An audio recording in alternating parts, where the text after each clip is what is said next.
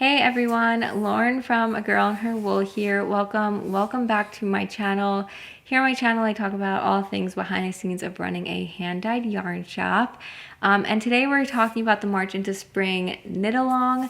Before we do that, I have a few announcements that I want to make. So first of all, thank you to everybody who was a part of the anniversary celebration earlier this month. It was a lot of fun. I'm working hard behind the scenes on getting all of the orders out and getting caught up. But it was fun to offer things and do special things every day. And yeah, it seemed like you guys all liked it too. So that is absolutely great. Other things that are going on is when you're seeing this video, advent calendars and 8 nights of Hanukkah kits are now live in the shop now through August 31st. So make sure you go check them out. If you have any questions at all, let me know. And then just know that they'll be available through the end of August, but the prices will go up on the 3rd of each month. So the sooner you buy them, the better the price. I also collaborated with Shayna from Shayna Lyons Designs on the coin flip hat. So I have kits in my shop that I'll link down below. Shayna used one of my mini skein sets to design the hat, and so I wanted to offer up kits to you all. It's on a pre-order basis, but you can definitely check them out. If you order them soon, I will be starting to dye them early next week, so you'll kind of be included in that original batch, and they'll go out kind of towards the end of next week. The other thing that I want to say is that Shayna is being very gracious and offering up a discount code to all of my YouTube viewers. So make sure you check out her pattern design shop. There is one on Ravelry and one on Payhip. Both of them are linked down below. And in both shops, you can use the code GIRL20 for 20% off the entire shop. So not just the coin flip hat, her entire pattern shop. So check it out. You can get the Majilancho, which is what I'm wearing here, a really fun poncho that just you can throw on over anything, and you can actually wear it one of two ways, I guess 4. You can keep rotating it around. So for this one, I used my smoked paprika colorway and sea salt with a pop of cayenne pepper at the bottom there.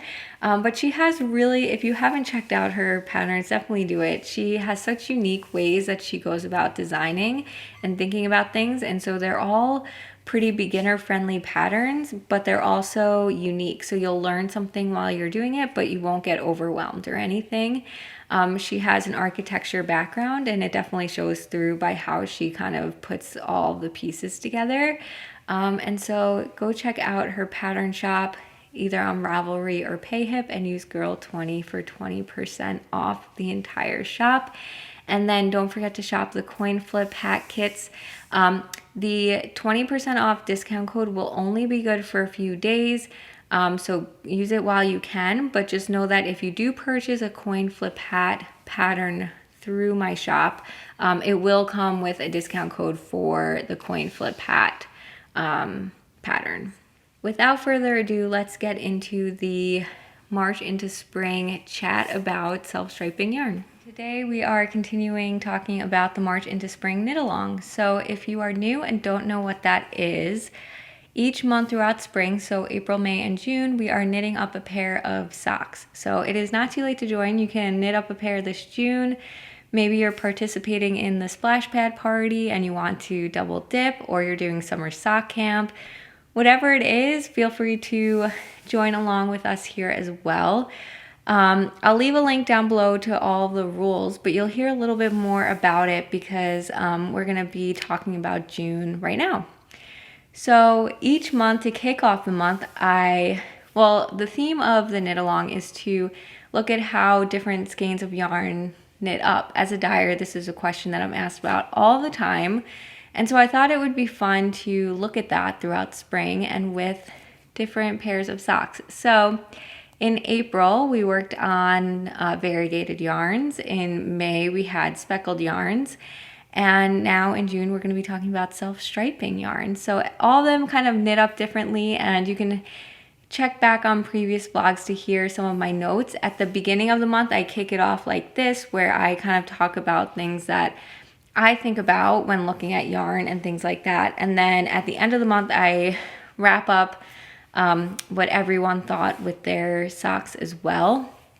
So keep an eye out for the wrap-up vlog for speckled yarns that will be coming out in the next week. So I did launch a March into Spring box where people can use those yarns throughout this knit along, but you can use any yarns. It can be a girl and her wool yarns, or it could be anything. So definitely feel free to check out the info or ask questions, and I will be happy to have you along.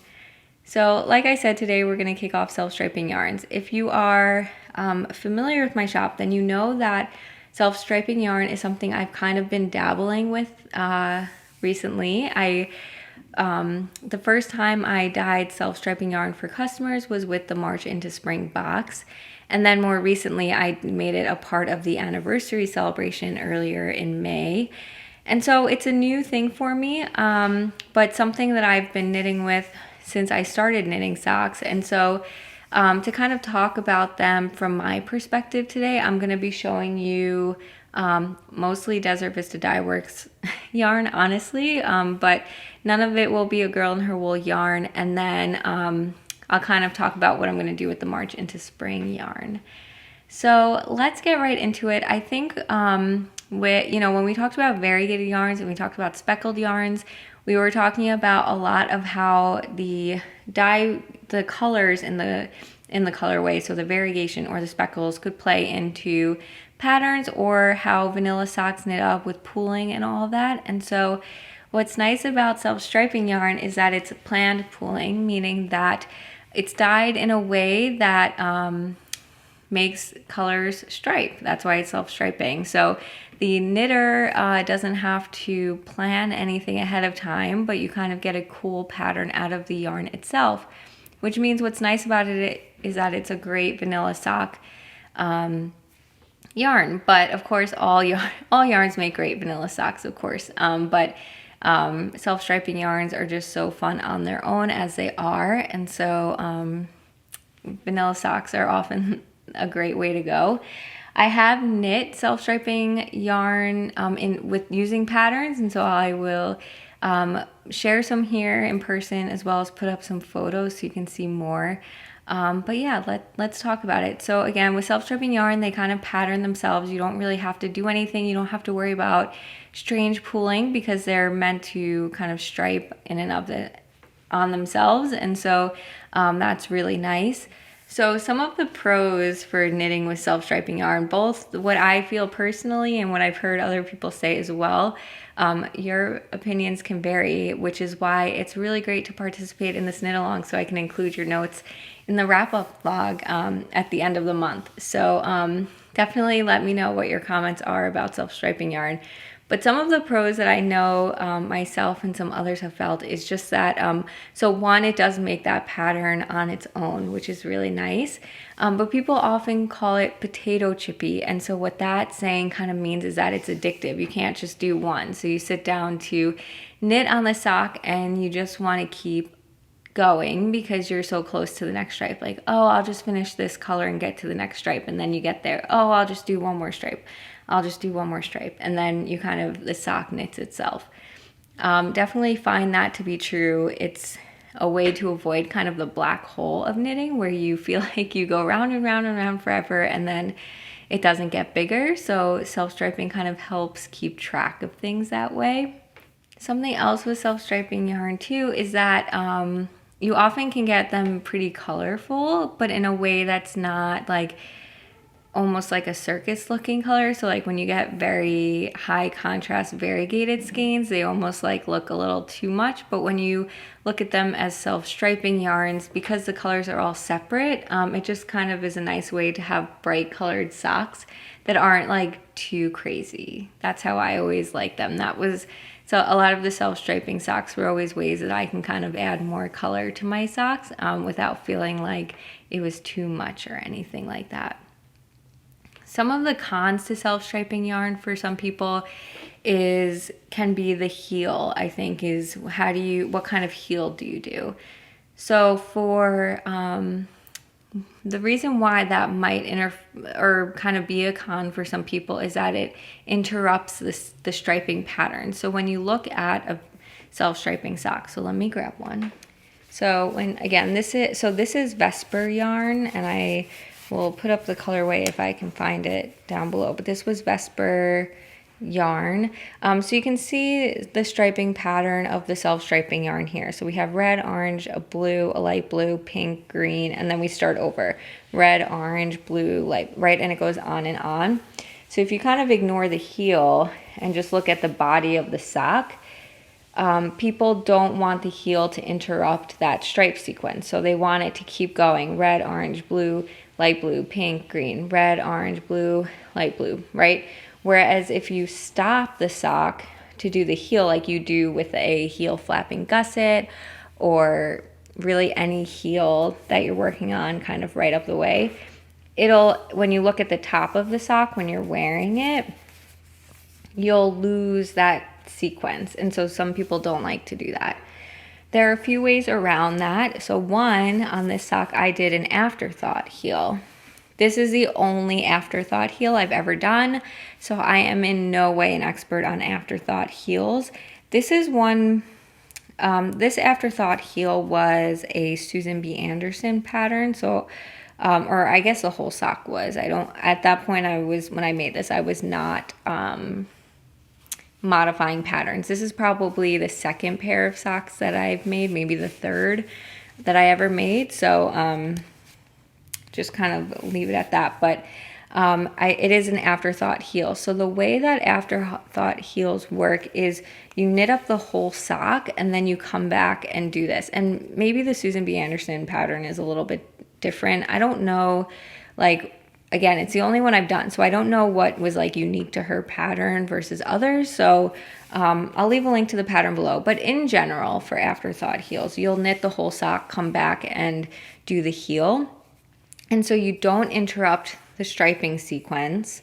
And then when you do the heel, you kind of get, because you're just doing the heel round and round, you kind of get this cool bullseye effect with it, right? So it's kind of working towards that center color. It's hard to show a circle on a heel that's puffed out and partially felted by now.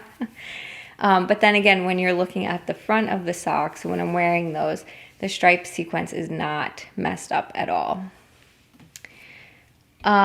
So that's like one con, and I'll kind of show some of the other heels that I've done to kind of show the difference, and how I kind of work around that. In terms of the other con, one thing that I have, this is me personally, is I really just use self-striping yarn for socks. I know that there are some patterns out there that have come out, or I'm sure there have been plenty around that existed already, but one thing that I usually use them for socks. I know Boston Jen has a self-striping side-to-side shawl pattern designed for self-striping yarn, which I think is awesome, and I definitely want to check out. And then I know there's the sock arm sweater, which is basically a plain body, but then it's a self-striping sleeve. I actually really want to make that sweater as well. I just never had time for it. So there are definitely other patterns, but like I think you could even do it with like a kid sweater because it's a smaller circumference, but you wouldn't really use it for like a sweater for yourself. In my opinion, I probably wouldn't do that. I'm sure people probably have. And I know, there was a live stream I did, and I forget who gave a book recommendation for using self-striping yarn. I'll have to find that. But if you look through some of my past live streams, you can probably find something, that book somewhere. But you can also do hats and mittens. I think they would work well for that. But again, for me personally, I always found them for self-striping. And then when I have leftovers, I don't necessarily use them as much. And again, that's probably more of a me thing than anything else. But that's what I find happens with self-striping yarn for me. But that hasn't stopped me from buying it and using it. I have probably half of my socks that I've knit are self-striping. So that's all cool. So let me show you them here. I would love, again, to know your thoughts about self-striping yarn. I think a lot of people do vanilla socks with them, but I'm going to show you I've done a few patterns with them, so we can still talk pattern design. Again, the self-striping part of it is really nice to just have it be on its own, so you don't want to do a pattern that's too crazy. But if you do like pattern socks and or just want to do one, you definitely can. And so I can show you some of my patterns that I've done before too. So again, this is Vesper sock yarn, and again, it was probably like the third pair of socks that I've ever knit. So I just grabbed a couple that I saw. I have 4 socks here. I don't have the pairs, just one of each sock. So I'll show you those. All 4 of these are Desert Vista Dyeworks. So definitely check that out for self-striping yarn. So this is the first one. This is, I'm gonna put the colorway names up because I don't think I'll remember most of them. So anyway, this is that, and this is one of the pattern socks that I did. So this is the Hazelnut Socks, which is a pattern by Helen Stewart. It was part of her Sock Society season 2, I think. Again, I'll put up all the details and link to everything. By the point when I was making these, I was modifying patterns. So this was probably a top-down pattern that I did toe up. So just kind of keep that in mind if it looks a little bit different than you think. So you can see on this side, it's completely vanilla. So it just has one strip of a pattern going up a side. And this is a really fun way to do with self-striping, because again, when you're wearing the sock, which the sock blocker doesn't show you that view, you can still see the self-striping pattern, but you get that fun design just going down one side of it. It was also nice to work on, just to have, I don't know, 10 or so stitches that had a pattern, and then the rest was round and round. The heel, by the time I was doing these, I had moved on to my Fish Lips Kiss heel, which is what I use for everything. Because these are all Desert Vista Dyeworks, I will just say one thing. So for most of my socks, I do a contrast heel, cuff, and toe. And when I talked about heels before, I should have talked about it there. But one option to get around the whole losing the self-striping pattern, one is to do that afterthought heel I showed.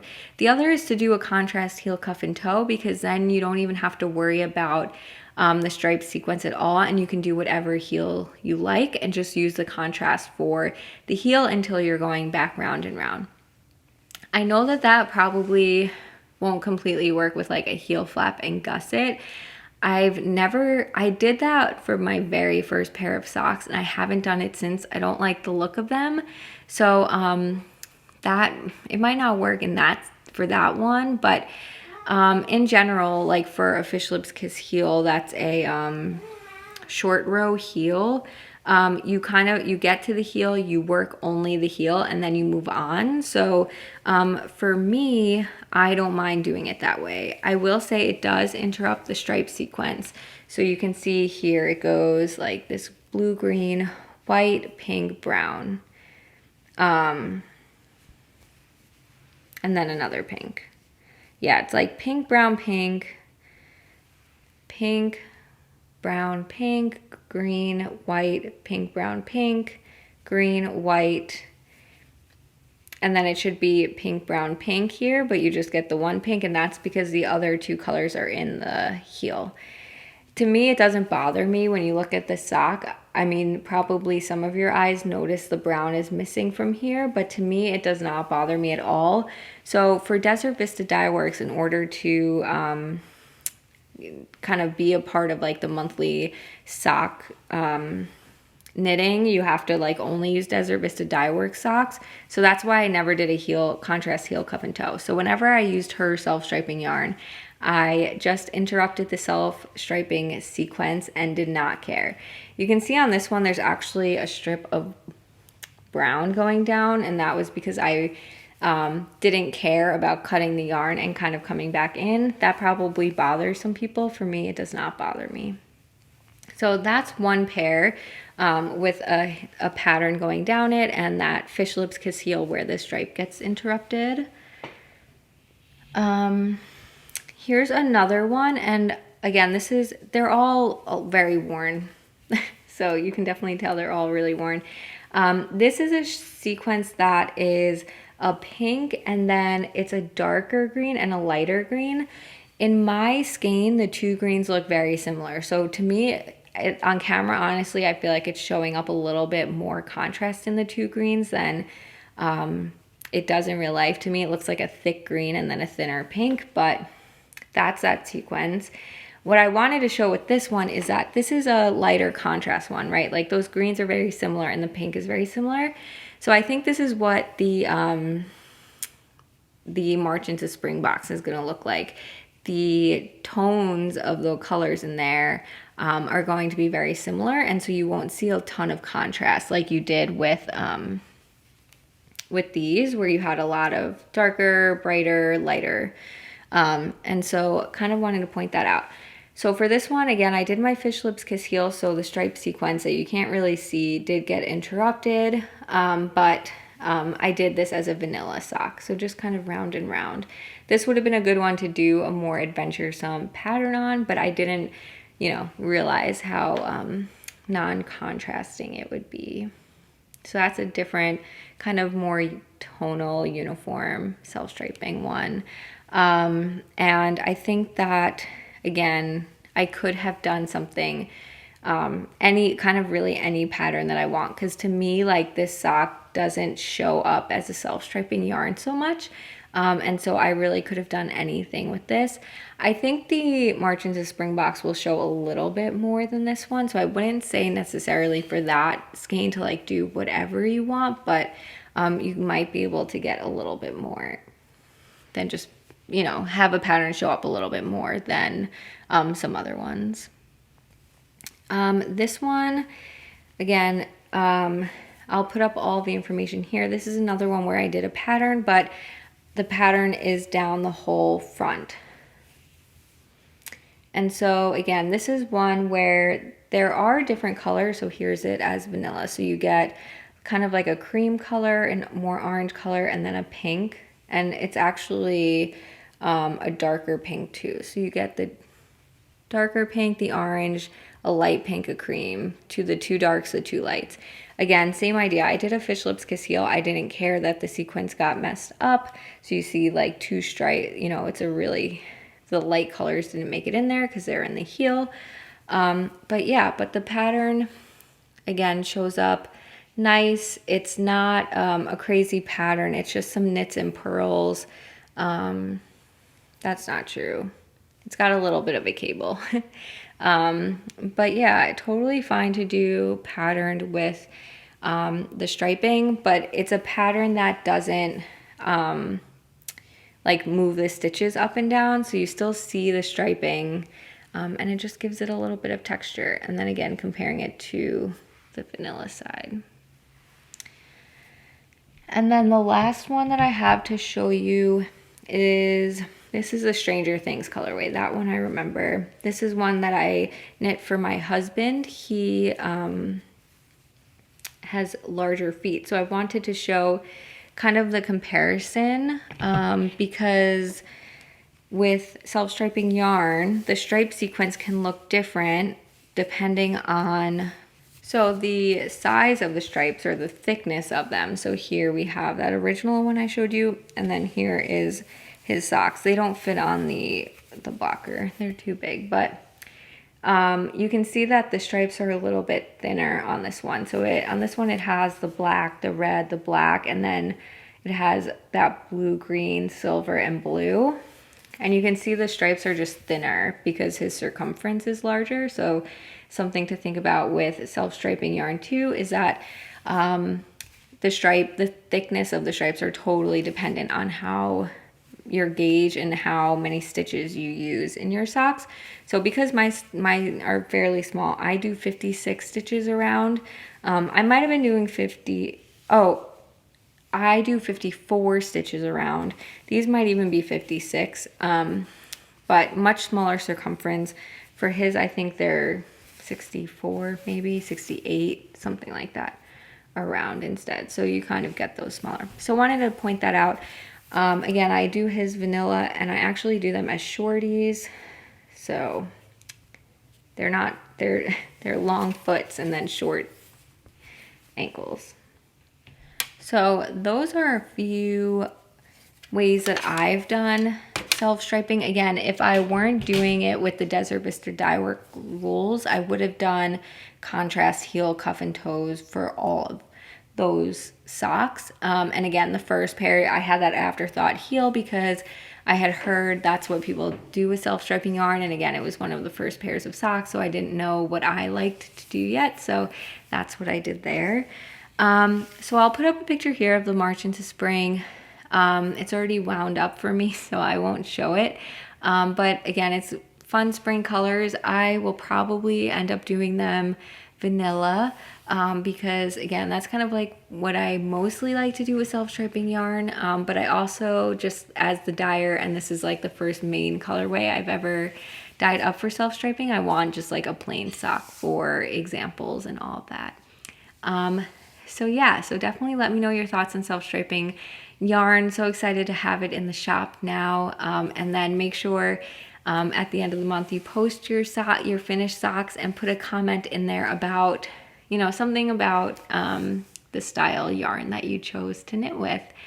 But that will do it. So stay tuned for my wrap-up vlog about speckled yarns coming soon. And don't forget to check out the coin flip hats as well as Shayna's pattern shops linked down below over the next few days while you have that special discount code. And I will talk to you all soon. Bye.